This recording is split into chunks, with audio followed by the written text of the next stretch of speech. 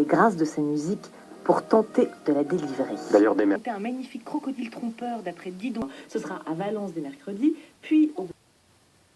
So this is the official tour of my sewing room, January the 2nd, 2017.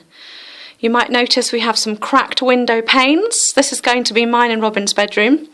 And over the Christmas holiday I decided, okay, I need to do something about me having a space for sewing. So this is what I've created. I built Heidi's metal loft bed, partially. Strong enough with these side metal bits along the back there. And then I've got this piece of wood for my desk. And then I've got a separate area for my sewing station. Hello Heidi! Hello. So she's in my cosy chair, and this is my ironing station, which happens to be right next to the potatoes, the nuts, and the kiwis, and the walnuts. My Bernina overlocker. This lovely garment, just for a bit of colour in the room.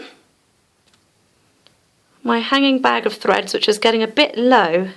I need to find myself a sewing shop very soon. The yarn I'm using to make my quilt. And look at this amazing box. Robin made this for me. And it's got all my crochet hooks. And I made this with my tiniest hook. And I put it on my finger when I'm crocheting. And it stops my finger from getting sore. My essential Pebbles of Wisdom book. Heidi, do you want to read one out? Yes, please. Okay, I'll tell you when to stop. Stop! You go really quickly. Oh, it's really... Is it really long? Shall I read it? No, I can. Okay. Now? Hang on. When you do not know the joy of being at absolute ease with yourself, you are in dis-ease.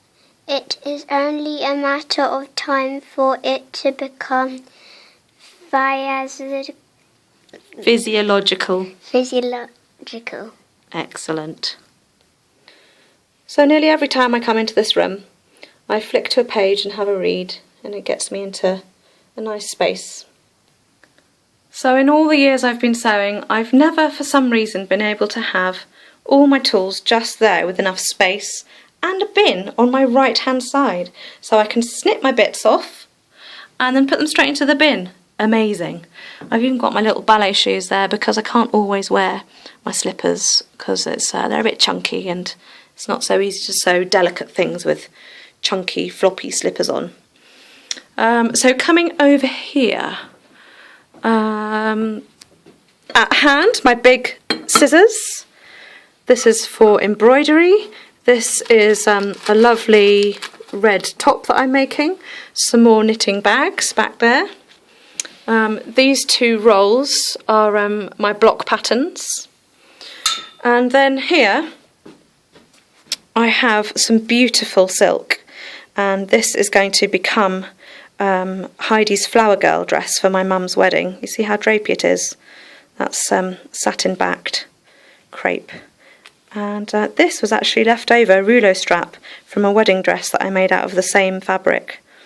So I'm going to use that for Heidi's back detail, which is going to be a bit like a corset, you know, when you string it up.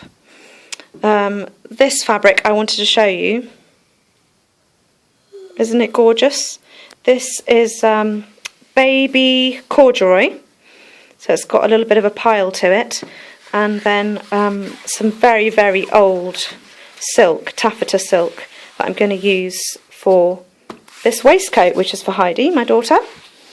And I might do a little video on this because I've nearly finished it, but it's so easy to make. It's kind of a cape to chuck on when you go outside and it's chilly. That was really fantastic. And what have I got here? My chalky pencils, my pattern master. This, by the way, is a fantastic company in Paris, Frou Frou. They're online as well. But when you go in the shop, it's just filled from floor to ceiling with gorgeous things. Loads of trinkets, trimmings, and fabrics, lots of cotton fabrics, not much other dressmaking fabrics. Something I knitted earlier, my beautiful Lao apron, again to make things more colourful.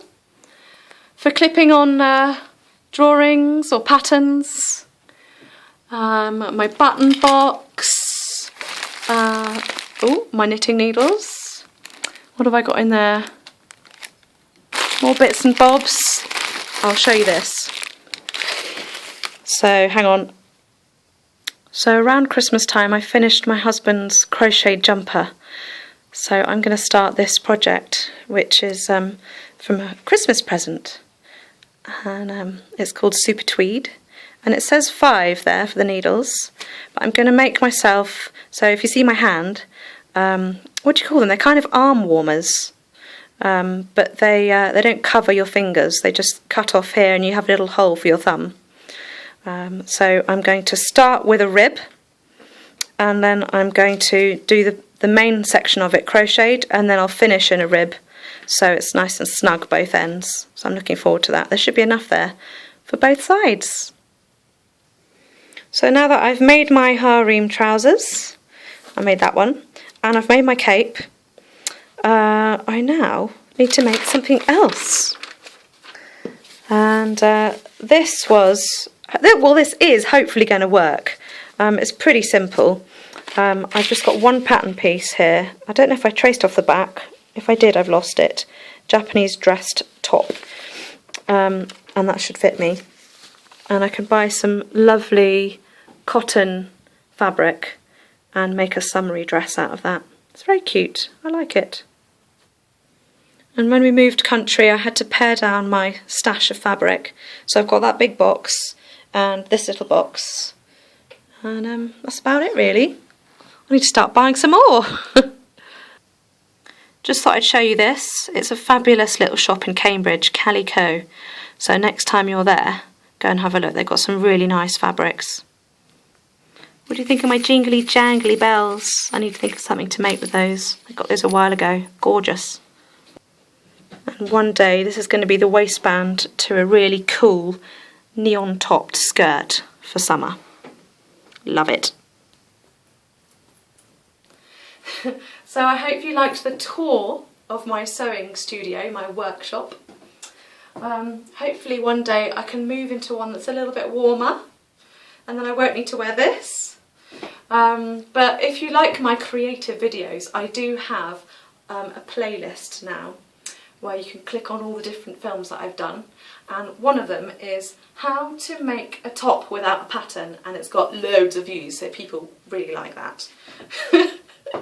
So click subscribe and have a look at my other videos, and then I can see you next time.